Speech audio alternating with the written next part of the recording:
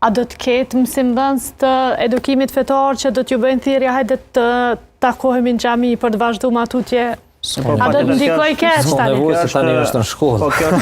Kjo është problematik, do më thonë që realisht ish dashme u trajtu me një filloj neutraliteti, pa marrë parasysh se cili mësimdhënës se cilis fush nuk ka të drejtë për të ushtroj praktika tjera private në ambjente tjera. Taj nëse kishe me ditë me vjel koncepte që ruajnë neutralitetin, edhe nuk krijojnë kahëzime drejt orientimeve për gjurmime shkencore, edhe nuk krijojnë një filloj shtypje, nuk krijojnë një filloj tavani të mendjes logjike, të mendjes abstrakte, të mendjes shkencore, të mendjes dyshuese në farforme, ato kishin me qenë shumë të mira. Ne edhe në praktikat psikoterapeutike vërejmë që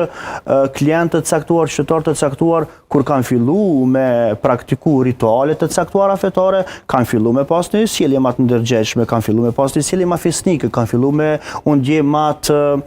fuqizuar sa i përket disa anktheve, disa frikrave, disa koncepteve të tilla. Ka njëherë tek fëmijët dhe nxënësit e shkolla fillore dhe të mesme mund të jetë një thik me dy tehe, por edukimi fetar ndoshta edhe kish mirujt prej koncepteve të keq interpretuar dhe keq kuptuar fetare, të cilat shumë shpesh po arrin edhe me provoku çrregullime të ankthit, ide depresive, një filloj nihilizmi sa i përket koncepteve të jetës së gjëra të tilla. Prandaj, po kjo mendoj që ish dashme u diskutu dhe me pa vetëm a është momenti i dur, a kemi disa